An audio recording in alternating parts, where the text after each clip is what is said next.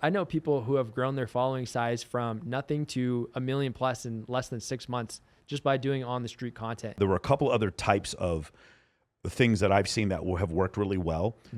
One of them, and I'm going to do this with you guys at some point in the future, but it is the man on the street videos, which I'm going to try those. Adolfo Tex was on last week, and he has made he's got 1.3 million followers on YouTube from these videos where he basically does a workout, gets a pump, and then just walks up to women in the gym and just starts asking them questions with his Portuguese accent. Then the other type is the gameplay videos, which I didn't understand at first, but like now I do. So you guys know it looks like the guy's playing some GTA race video or whatever, and at the bottom and then the top, the video is going on, and that seems to work out pretty well too. If you ever watch Destiny's channel, Destiny is like playing video games while he's doing a debate. So that seems to be some. Why does that work? Why do the gameplay ones work?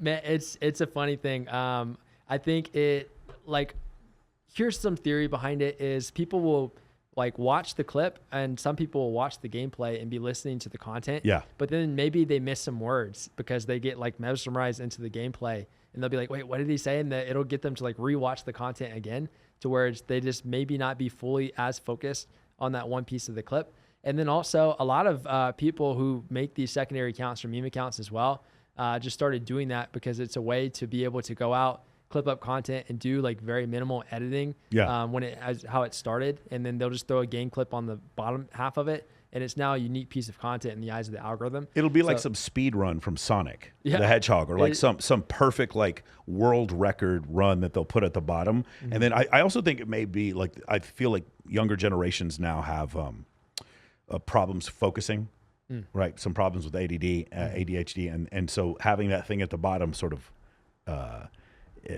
incapacitates them, so they listen to what else is going on. That's what I found myself doing, like just watching what is this down at the bottom, and then you end up listening to the whole thing, which is so fascinating to me, the fact that you put gameplay on the bottom and then the things at the top, and I see those things going incredibly viral. I know it's really funny, but it follows one of the things that we train our editors on is following the 2-second rule, to where we want something visually engaging happening on the edit every 2 seconds. That's what you mentioned of a zoom effect is one example of that. You can do face tracking.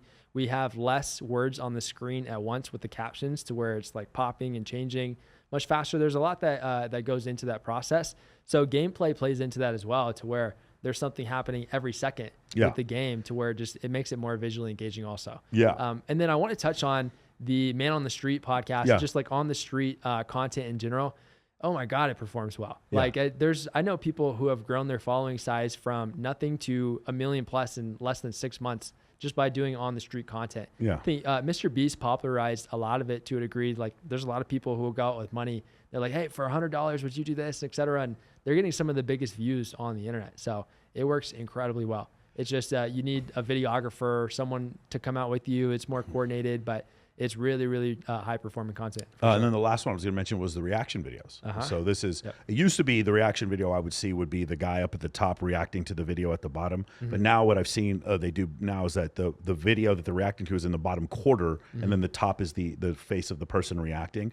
And then sometimes they'll stop the video in the middle and be like, "Oh, I'm doing this." They do this a lot on Daily Wire. This is like they've grown their platform a lot from that. Well, reaction videos. Why do those things to do so well? So one piece is that you can be strategic with what you're reacting to.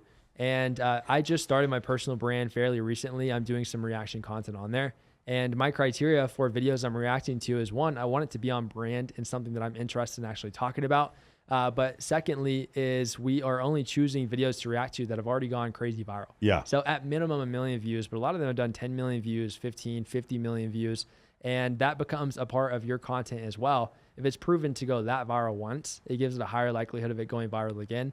And then also it is a seamless way to create content. You were mentioning when you're doing them, you can just like knock it out. And that's a big part of content creation is removing friction, doing something that feels seamless to you, that you enjoy, like creating that type of content. So it's easy to do. It allows you to give your own take on it. And usually when you're reacting to something, that is, in other words, giving your opinion on that thing. People love opinions. Because you share your opinion, they want to share their opinion. People go in the comments, debates start, etc. Especially the more polarizing that your opinion is, or the more polarizing the video that you're reacting to is. So there's a lot of factors that go into it, but I think it creates more of a community type vibe as well. Like people like watching TV together, watching movies together. And so it kind of has that aspect to it also. Yeah, I like it. So like when I film modules or when I do podcasts like this, I have to prepare. I don't have to prepare for reaction videos. Yeah. Like they just want your reaction. First day I did 26. The second day I did another 30. Sent it to Dylan already. And I'm trying to do as many as I can every day. Because I want to see if this works. Like which one of these works, which one of these goes viral. Because I'm really interested in that as well.